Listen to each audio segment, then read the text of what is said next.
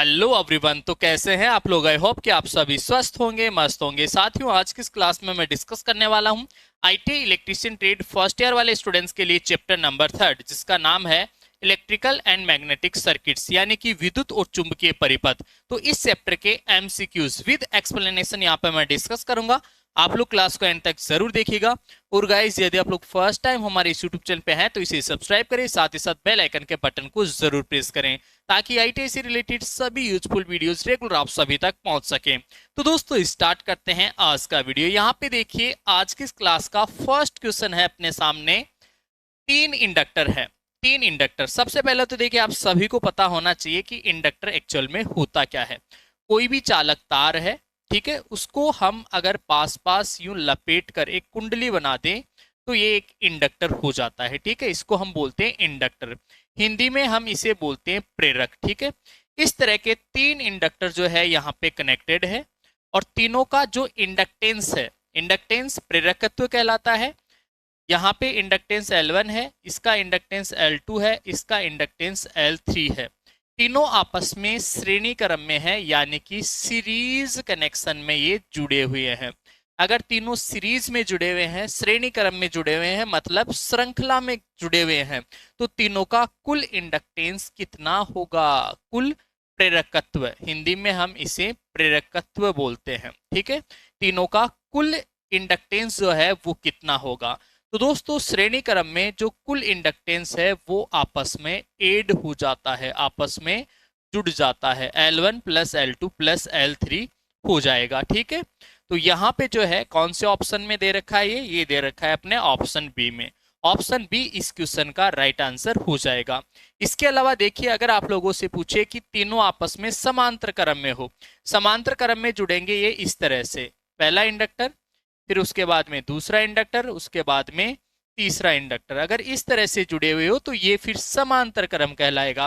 और समांतर क्रम में 1/L टोटल बराबर होता है 1/L1 plus 1/L2 plus 1/L3। ये होता है समांतर क्रम के लिए। ठीक है, तो फिलहाल इस क्वेश्चन का राइट आंसर हो जाएगा अपने ऑप्शन बी। ठीक है, इसके बाद में देखिए, नेक्स्ट क्वेश्चन जो है वो अपने यहाँ पे दे रखा है, श्रेणी क्रम परिपथ का उपयोग कहाँ किया जाता है। ऑप्शन दे रखे हैं, इन ऑप्शन में से हमें ये बताना है कि श्रेणी क्रम परिपथ जो है उसका उपयोग हम कहाँ पे करते हैं। फर्स्ट ऑप्शन में दे रखा है वोल्ट मीटर कनेक्शन। तो देखो, आप सभी को पता होना चाहिए, वोल्ट मीटर कनेक्शन जो है वो पैरेलल होता है। पैरेलल का मतलब है समांतर। समांतर, या फिर हम इसे संट भी कह सकते हैं, या फिर इसे हम पार्श्व क्रम भी कह सकते हैं। ठीक है, ये समांतर होता है। घर की लाइटिंग, घर की लाइटिंग जो है ये भी समांतर क्रम में ही जुड़ी होती है। घर के अंदर जो उपकरण है वो अपने समांतर क्रम में ही जुड़े होते हैं। एमीटर में संट रेसिस्टर, अब संट नाम लिखा हुआ है यहाँ पे, संट, तो संट क्या होता है? समांतर ही होता है। नेक्स्ट है वोल्ट मीटर का मल्टीप्लायर रेसिस्टर। देखो समझिएगा इस चीज को, बहुत ही अच्छा क्वेश्चन है ये। वोल्ट मीटर का मल्टीप्लायर एक्चुअल में होता क्या है? कोई भी वोल्ट मीटर है, ठीक है, जैसे सपोज दैट कि ये वोल्ट मीटर है। अगर इस वोल्ट मीटर की परास बढ़ानी हो, परास का मतलब होता है इसकी रेंज इंक्रीज करनी हो। रेंज इंक्रीज करने का मीन्स ये है कि जैसे अभी ये जो वोल्ट मीटर है ये मान लो कि 50 वोल्टेज तक माप सकता है। अगर हम चाहते हैं इसी वोल्ट मीटर से 100 वोल्टेज तक मापना, यानी कि इसकी परास अगर हमें बढ़ाना है, तो उस कंडीशन में हम क्या करते हैं? इसके साथ एक मल्टीप्लायर रेसिस्टर कनेक्ट करते हैं। ठीक है, मल्टीप्लायर रेसिस्टर। वो मल्टीप्लायर रेसिस्टर जो है इसके श्रेणी क्रम में जोड़ा जाता है, इसको बोलते हैं हम मल्टीप्लायर रेसिस्टर। और ये ऑलवेज जो है वोल्ट मीटर के श्रेणी क्रम में ही जोड़ा जाता है। कौन से क्रम में? श्रेणी क्रम में। और यही हमसे क्वेश्चन में पूछा गया था कि श्रेणी परिपथ का उपयोग कहाँ होता है। तो तीनों में तो क्या है? समांतर है इन तीनों में। और लास्ट ऑप्शन डी जो है वो है अपना श्रेणी क्रम परिपथ का उपयोग। ठीक है, तो ऑप्शन डी जो है इस क्वेश्चन का राइट आंसर हो जाएगा। ठीक है, आई होप कि आप लोगों को समझ में आ रहा होगा। बहुत ही अच्छे क्वेश्चन है। आप लोग देखिए, थोड़ा सा कंसंट्रेट करके माइंड को अगर समझने का प्रयास करेंगे तो आप लोगों को जरूर समझ में आएगा। अब देखिए, इसके बाद में नेक्स्ट क्वेश्चन है, समानांतर परिपथ में जुड़े तीन प्रतिरोध है R1, R2 और R3, उसका समतुल्य प्रतिरोध यानी कि टोटल रेजिस्टेंस आप लोगों को कैलकुलेट करना है। उसका सूत्र क्या होगा? समांतर क्रम में है, तीनों प्रतिरोध कौन से क्रम में है? समांतर क्रम में। समांतर क्रम में ऐसे जुड़े होंगे, ठीक है। ये R1 है, ये R2 है और ये R3 है। R1 R2 R3 तीनों कौन से क्रम में है? समांतर में। समांतर क्रम में समतुल्य प्रतिरोध निकालने के लिए 1/R टोटल बराबर 1/R1 plus 1/R2 plus 1/R3 करते हैं। अब इन तीनों को सॉल्व आउट करना पड़ेगा, सिंप्लीफाई करना पड़ेगा। बट देखिए गाइज, यहाँ पे ऑप्शन से हमें ये पता चल रहा है कि इसमें इस ऑप्शन में देखो इसको रिवर्स किया गया है।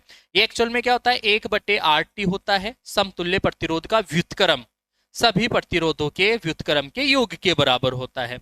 हमको जो है व्युत्क्रम नहीं चाहिए, हमको चाहिए डायरेक्टली RT, यानी कि इसको हम रेसिप्रोकल कर देंगे, इसको रिवर्स कर देंगे।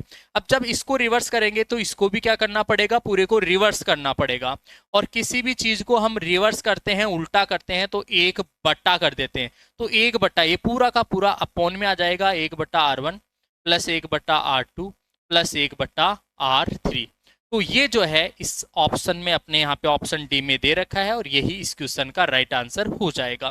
कभी कभार जो है ऑप्शन में वो इस तरह से आंसर नहीं देगा, ऑप्शन में जो है वो कभी कभार हमें देगा। देखो इसको हम सिंप्लीफाई करेंगे, तो सिंप्लीफाई करेंगे तो ये यहाँ पे अपने पास में आएगा 1/R टोटल बराबर, हम यहाँ पे एलसीएम लेंगे तो ये आएगा R1 R2 और R3, फिर यहाँ पे आएगा आपका R2 R3 plus R1 R2 और फिर आएगा प्लस R1 R3, ठीक है। अब इसको रेसिप्रोकल कर देंगे, हम व्युत्क्रम कर देंगे तो ये हो जाएगा R टोटल बराबर R1 R2 R3, ये तो मल्टीप्लाई में हो गए और ये सारे के सारे अपॉन में आ जाएंगे। अपॉन में आएंगे तो R2 R3 plus R1 R2 plus ये R1 R3, ठीक है। इस तरीके से ये कभी कभार ऑप्शन में ये मान भी दे देता है, या फिर जो है यहाँ पे ये दे रखा है तो ये ऑप्शन डी जो है इस क्वेश्चन का करेक्ट आंसर हो जाएगा, ठीक है। इसके बाद में बढ़ते हैं नेक्स्ट क्वेश्चन। हमसे पूछ रहा है चुंबकीय क्षेत्र में रखी धातु पर क्या प्रभाव होता है। कोई चुंबकीय क्षेत्र है, आपको पता होगा चुंबकीय क्षेत्र को हम ऐसे चुंबकीय बल रेखाओं द्वारा दर्शा सकते हैं। इसमें धातु रखी हुई है, क्या रखी हुई है? धातु। धातु मतलब मेटल रखा हुआ है, कोई चालक पदार्थ रखा हुआ है। सपोज दैट कि एक चालक पदार्थ है, एक चालक पदार्थ है। चालक पदार्थ अगर हम किसी भी चुंबकीय क्षेत्र में रखते हैं, ये है अपना चुंबकीय क्षेत्र, चुंबकीय क्षेत्र, और ये क्या है? अपना कोई धातु। आपने पढ़ा होगा, फेराडे जी ने बताया था हमें कि जब किसी धातु को किसी चुंबकीय क्षेत्र में रखते हैं तो उस धातु में प्रेरित विद्युत वाहक बल उत्पन्न हो जाता है। प्रेरित विद्युत वाहक बल के कारण जो है उस धातु में प्रेरित धाराएं बहती है। अब यहाँ पे देखो एक धातु का टुकड़ा हम रख रहे हैं, डायरेक्टली धातु का टुकड़ा रखेंगे तो जो धाराएं उत्पन्न होती है उनको हम बोलते हैं भंवर धाराएं। भंवर धाराओं को हम इंग्लिश में बोलते हैं एडी करंट। तो इस धातु में जो है, इस धातु में एक तो प्रेरित विद्युत वाहक बल होगा, ठीक है, प्रेरित विद्युत वाहक बल, ठीक है, और तथा प्रेरित विद्युत वाहक बल के कारण इसमें धाराएं उत्पन्न होगी जिनको हम भंवर धाराएं कहेंगे।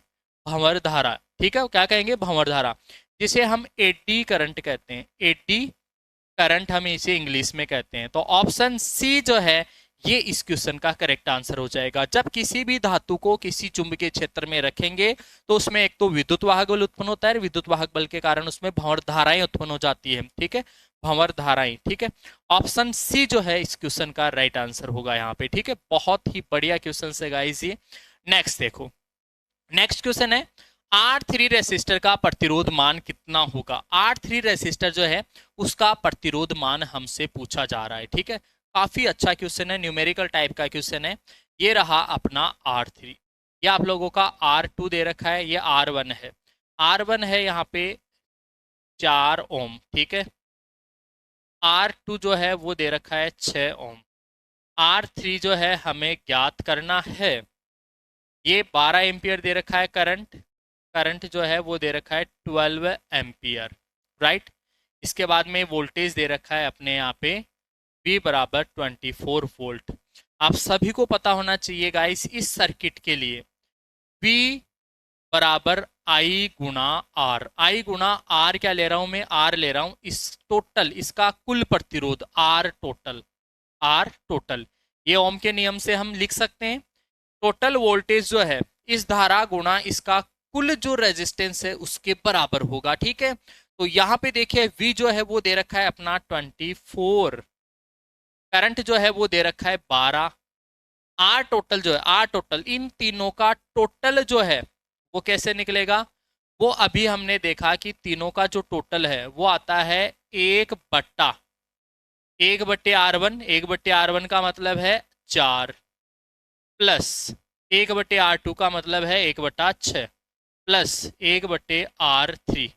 यह हम ऐसे कैसे ही, इसका मान है नहीं अपने पास में, इसके मान को हम ऐसे कैसे, अब इसको हम सिंप्लीफाई करेंगे, सिंप्लीफाई करेंगे तो 12 इधर आएगा और ये 24 में भाग चला जाएगा। ठीक है, 24 में 12 का भाग चला जाएगा, इधर आएगा ये 1/, बट्टे में है ये सारी वैल्यूज, तो बट्टे में ये देखो इन दोनों का मैं यहाँ पे एलसीएम ले लेता हूँ, इन दोनों का एलसीएम, इन दोनों का एलसीएम आ जाएगा अपने पास में 12, 12। ठीक है, 12 के बाद में यहाँ पे देखो 4 से हम डिवाइड करेंगे 12 को तो 3 टाइम्स आएगा, 3 प्लस 6 से डिवाइड करेंगे 12 को तो 2 टाइम्स 2 यहाँ पे ऊपर आएगा, प्लस यह आया 1/R3, यह हुआ। ठीक है, यहाँ से हम इसको सिंप्लीफाई करेंगे तो ये हो जाएगा अपना 2 बराबर, ये इधर जो है 1/, ये हो गया 3 2 5, 5/12, 5/12 प्लस 1/R3। अब देखो मैं इन दोनों को ही रेसिप्रोकल कर लेता हूँ। ठीक है, रेसिप्रोकल करेंगे हम तो इस साइड जो है, इस साइड तो हो जाएगा जो 2 है वो तो हो जाएगा 1/2, और उधर वाला रेसिप्रोकल जो है वो हो जाएगा आपका, ये पूरा का पूरा ब्रैकेट ऊपर चला जाएगा और 1 नीचे आ जाएगा, तो ब्रैकेट ऊपर जाएगा तो 5/12 प्लस 1/R3 ये हो जाएगा। रेसिप्रोकल का मतलब है यहाँ पे पूरा का पूरा ब्रैकेट ऊपर गया है, इस ब्रैकेट के बट्टे में 1 है, बट्टे में 1 इसका कोई मतलब है नहीं। ठीक है, तो यहाँ पे जो है ये ऐसा कैसे ही रह जाएगा। ठीक है, अब इसको हम आगे सिंप्लीफाई कर लेंगे, 1/2, ये 5/12 जो है ये इधर आ जाएगा, 5/12 बराबर 1/R3। इसको हम सिंप्लीफाई करेंगे तो ये आएगा, एलसीएम लेंगे 12 आएगा, 2 6 12, 6 माइनस 12 एकम 12 और ये 5 is equal to 1/R3। 6 minus 5 कितना हो गया, 1, 1/12, 1/12 बराबर 1/R3, यानी कि R3 इसको भी रेसिप्रोकल करेंगे और इसको भी रेसिप्रोकल कर देंगे तो ये R3 इज इक्वल टू हो जाएगा 12, R3 इज इक्वल टू 12, यानी कि ऑप्शन डी जो है ये अपना इस क्वेश्चन का राइट आंसर हो जाएगा। बहुत ही कॉम्प्लिकेटेड क्वेश्चन है आप लोगों के लिए, बाकी वैसे अगर आपको प्रोसेस पता है तो बहुत इजी क्वेश्चन है, ज़्यादा टफ नहीं है, काफ़ी अच्छा क्वेश्चन है, कम्पिटिटिव एग्जाम में आने लायक क्वेश्चन है, तो आप लोग जरूर जो है इस क्वेश्चन को समझना सीखने का प्रयास करना। ठीक है, इसके बाद में बढ़ते हैं हम नेक्स्ट क्वेश्चन। नेक्स्ट क्वेश्चन जो है वो अपना क्वेश्चन नंबर 6। क्वेश्चन नंबर 6 में पूछ रहा है किसी पदार्थ के BH कर्व का आकार क्या दर्शाता है। BH कर्व आप लोगों को पता होना चाहिए, BH कर्व क्या होता है, BH कर्व सिंपल सा जो है ये B है और ये H है, तो यहाँ से अगर हम B के मान को बढ़ाते हैं तो H का मान भी बढ़ता है, फिर B के मान को कम करते हैं तो एक पॉइंट ऐसा मिलता है जहाँ पे H का मान कुछ बच जाता है। ठीक है, फिर वापस नेगेटिव में लेके जाते हैं तो अपना B 0 होता है लेकिन H माइनस में आ जाता है, फिर वापस आएगा, फिर ये ऐसे यहाँ। ठीक है, तो इसको हम बोलते हैं BH कर्व।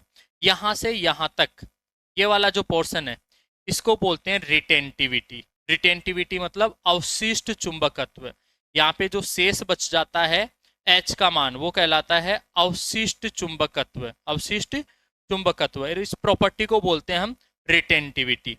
और इधर वाला ये जो पोर्शन है इसको हम बोलते हैं कोअर्सिविटी। कोअर्सिविटी मतलब निग्राहिता, निग्राहिता, निग्राहिता, कोअर्सिविटी मतलब निग्राहिता। ठीक है, तो ये क्या कहलाता है, ये चुंबकीय गुणों को दर्शाता है, किसी भी पदार्थ के चुंबकीय गुणों को जो है अपना BH कर्व जो है BH वक्र दर्शाता है। तो चुंबक पदार्थ के चुंबकीय गुण, अब फर्स्ट ऑप्शन में है पदार्थ का रिलेक्टेंस, बिल्कुल नहीं, पदार्थ के क्षेत्र की तीव्रता ये भी नहीं है, पदार्थ के चुंबकीय गुण, तो चुंबकीय गुण को ये दर्शाता है, ऑप्शन सी जो है इस क्वेश्चन का राइट आंसर हो जाएगा। ठीक है, इसके बाद में देखो नेक्स्ट क्वेश्चन जो है वो है अपने सामने परमेबिलिटी में परिवर्तन का कारण क्या है। दोस्तों परमेबिलिटी होती क्या है, सबसे पहले तो ये चीज आप लोगों को पता होना चाहिए। परमेबिलिटी होती है कोई भी पदार्थ है, उस पदार्थ में से जो चुंबकीय फ्लक्स है वो गुजरने की क्षमता जो है वो परमेबिलिटी कहलाती है। और परमेबिलिटी में परिवर्तन जो है वो फ्लक्स घनत्व के ऊपर निर्भर करता है। किसके ऊपर? घनत्व के ऊपर, फ्लक्स घनत्व के ऊपर। हमेशा याद रखना, जितना ज्यादा फ्लक्स घनत्व होगा परमेबिलिटी उतनी ही ज्यादा हो जाएगी। ठीक है, तो फ्लक्स घनत्व पे ये डिपेंड करता है, लंबाई पे नहीं। फ्लक्स घनत्व ऑप्शन बी में लिखा हुआ है, तो ऑप्शन बी जो है इस क्वेश्चन का राइट आंसर हो जाएगा। आई होप कि आप लोगों को समझ में आ रहा होगा। ठीक है, नेक्स्ट क्वेश्चन देखो। नेक्स्ट क्वेश्चन है, अलग अलग वोल्टेज रेटिंग के कैपेसिटर को श्रेणी क्रम में जोड़ने से पहले, श्रेणी क्रम में, कौन से क्रम में? श्रेणी क्रम में जोड़ने से पहले क्या सावधानी रखनी चाहिए? क्या सावधानी हमें जो है रखनी चाहिए? श्रेणी क्रम में जोड़ रहे हैं तो श्रेणी क्रम में आप लोगों को पता होना चाहिए, एक तो वोल्टेज ड्रॉप अलग अलग होता है, V1 V2 V3। ठीक है, एक चार्ज जो है वो समान होता है, Q Q Q, चार्ज समान ही रहेगा श्रेणी क्रम में। वोल्टेज ड्रॉप अलग अलग होता है, ठीक है, और चार्ज मतलब आवेश जो है वो समान रहता है इस श्रेणी क्रम में। देखते हैं ऑप्शन में क्या क्या दे रखा है। सभी कैपेसिटर एक ही निर्माता हो, एक ही निर्माता हो, ये कोई जरूरी नहीं है। ठीक है, प्रत्येक कैपेसिटर पर वोल्टेज ड्रॉप उसकी रेटिंग से कम हो, बात सही है। जो वोल्टेज ड्रॉप होगा प्रत्येक कैपेसिटर के ऊपर वो इसकी रेटिंग से कम होना चाहिए। वोल्टेज ड्रॉप जो है वो रेटिंग वोल्टेज, रेटेड वोल्टेज जो है, रेटेड वोल्टेज उससे कम होना चाहिए, कम होना चाहिए वोल्टेज ड्रॉप। कम होगा तब ही ये कैपेसिटर सही से कार्य करेंगे, अन्यथा ये जल जाएंगे। ठीक है, अगर इनके ऊपर ज्यादा वोल्टेज ड्रॉप होगा मतलब ओवर वोल्टेज वाली स्थिति हो जाएगी, और ओवर वोल्टेज वाली स्थिति में कैपेसिटर जो है आपके डैमेज हो जाएंगे। ठीक है, बर्न आउट हो जाएंगे, जल जाएंगे, नष्ट हो जाएंगे। ठीक है, तो ड्रॉप वोल्टेज जो है वो उनकी रेटेड वोल्टेज से कम होना चाहिए। राइट, ये बात सही है। नेक्स्ट ऑप्शन है, कुल मान सबसे कम मान से कम हो। नहीं, ऐसा कोई जरूरी नहीं है। कैपेसिटर, प्रत्येक कैपेसिटर का ब्रेकडाउन वोल्टेज समान, समान तो हो ही नहीं सकता, श्रेणी क्रम में समान नहीं हो सकता। समांतर क्रम में समान होता है बट श्रेणी क्रम में समान नहीं हो सकता। तो ऑप्शन बी जो है इस क्वेश्चन का राइट आंसर हो जाएगा। राइट, ये भी काफी कॉन्सेप्चुअल क्वेश्चन था। नेक्स्ट क्वेश्चन देखो। नेक्स्ट क्वेश्चन है, किस बल्ब का प्रतिरोध सबसे कम होगा? अब देखो, ये इंग्लिश का ऑप्शन है, ये हिंदी का ऑप्शन है, ऑप्शन ये सेम ही है। ठीक है, हाँ, यहाँ पे ये वोल्टेज मान दे रखा है और यहाँ पे ये पावर मान दे रखा है। जब वोल्टेज और पावर दे रखी हो तो आप लोगों ने पावर का फॉर्मूला पढ़ा होगा। P बराबर एक होता है VI, एक होता है P बराबर I स्क्वायर R, एक होता है P बराबर V स्क्वायर बटे R। हमें प्रतिरोध और वोल्टेज और पावर, इन तीनों के बीच में, प्रतिरोध, वोल्टेज और पावर तीनों के बीच में संबंध हमें यहाँ पे गिवन है एक तरीके से वैल्यूज। तो फॉर्मूला ये वाला लगेगा, P बराबर V स्क्वायर बट्टे R से। ठीक है, P बराबर V स्क्वायर बट्टे R से। इससे R क्या हो जाएगा? R हो जाएगा आपका V स्क्वायर, R हो जाएगा V स्क्वायर बट्टे P। अब देखो समझना, बोल रहा है प्रतिरोध सबसे कम किसका होगा? प्रतिरोध, अगर मान लो पावर का मान ज्यादा होगा तो प्रतिरोध का मान कम होगा, क्योंकि एक दूसरे के व्युत्क्रमानुपाती है, दोनों एक दूसरे के क्या है? व्युत्क्रमानुपाती है। इसलिए अगर पावर का मान ज्यादा होगा तो रेजिस्टेंस का मान कम होगा। यहाँ वोल्टेज देखो सब में समान है, यानी कि जिसका पावर सबसे ज्यादा होगा, यहाँ 60 वाट है, यहाँ 100 वाट है, यहाँ 200 वाट है, यहाँ 500 वाट है, इसका पावर सबसे ज्यादा है। पावर इसका, पावर जो है, पावर इसका सबसे ज्यादा है, इसलिए इसका प्रतिरोध जो है वो न्यूनतम होगा। प्रतिरोध क्या होगा? न्यूनतम होगा, क्योंकि इसका पावर, पावर वाट का मतलब क्या है? पावर है, विद्युत शक्ति, तो इसलिए इसका जो है प्रतिरोध सबसे कम होगा। आई बात समझ में? नेक्स्ट देखो, इसके बाद में next question number 10। Question number 10 में गिवन है, बंद विद्युत परिपथ में लागू वोल्टेज, लागू voltage, applied voltage, voltage drop के योग के बराबर होता है। दोनों का योग बराबर होता है। किस नियम में कहा गया है? आप लोगों ने किरचॉफ के नियम पढ़े होंगे। किरचॉफ का पहला नियम जो है, यानी कि जिसे हम किरचॉफ संधि नियम, किरचॉफ बिंदु नियम या किरचॉफ करंट नियम भी बोलते हैं, जिसे किरचॉफ का पहला नियम भी बोलते हैं, वो क्या कहलाता है? वो कहता है कि किसी भी संधि बिंदु पर मिलने वाली धाराओं का बीजगणितीय योग शून्य होता है, सिग्मा आई बराबर 0। ये केसीएल है, केसीएल किरचॉफ करंट लो, इसे फर्स्ट लो भी कहते हैं, किरचॉफ का पहला नियम। दूसरा नियम वोल्टेज से रिलेटेड होता है। वोल्टेज से रिलेटेड क्या कहलाता है, जैसे मान लो एक वोल्टेज है E1, दूसरा वोल्टेज है E2, E1 और E2, ठीक है। ये तो आरोपित वोल्टेज है। लागू वोल्टेज मतलब अप्लाइड वोल्टेज, आरोपित। और ड्रॉप हो रहे हैं ये दो वोल्टेज, यहाँ पे मान लो कि एक V1 ड्रॉप हो रहा है, एक V2 ड्रॉप हो रहा है, ठीक है। तो किरचॉफ का दूसरा नियम जो है वो हमें क्या कहता है कि जो लागू वोल्टेज है यानी कि E1 प्लस E2 जो है वो बराबर होते हैं V1 प्लस V2 के, इसके बराबर होते हैं। आरोपित वोल्टेज, लागू वोल्टेज, ड्रॉप वोल्टेज, ये दोनों ड्रॉप ही तो है, प्रतिरोध के सिरों पे तो क्या होगा, ड्रॉप ही तो होगा भाई, है कि नहीं है। तो जो लागू वोल्टेज है वो ड्रॉप वोल्टेज के बराबर होता है, या तो ऐसे कह दो या फिर ये कह दो कि लागू वोल्टेज प्लस ड्रॉप वोल्टेज सभी का बीजगणितीय योग शून्य होता है, ऐसा भी कहते हैं इसको। ये होता है किरचॉफ का दूसरा नियम। तो ओम का नियम होता है, बिल्कुल नहीं। लॉ ऑफ रेजिस्टेंस, प्रतिरोध का नियम, ये भी नहीं। किरचॉफ का पहला नियम नहीं होता, पहला नियम तो सिग्मा आई बराबर 0 होता है। किरचॉफ का दूसरा नियम, किरचॉफ सेकंड लॉ, बिल्कुल सेकंड लॉ। तो ऑप्शन डी जो है इस क्वेश्चन का राइट आंसर हो जाएगा, राइट। तो इस तरीके से आज की क्लास में मैंने 10 क्वेश्चन डिस्कस किए हैं। सारे के सारे क्वेश्चन बहुत इंपॉर्टेंट है आपके एग्जाम के पॉइंट ऑफ व्यू से। आप लोग जुड़े रहिए, रेगुलर क्लासेस आप लोगों को मिलती रहेगी। फिलहाल दोस्तों आज की इस क्लास में इतना ही, मिलेंगे आपसे नेक्स्ट क्लास में, तब तक के लिए आप सभी को बहुत बहुत धन्यवाद।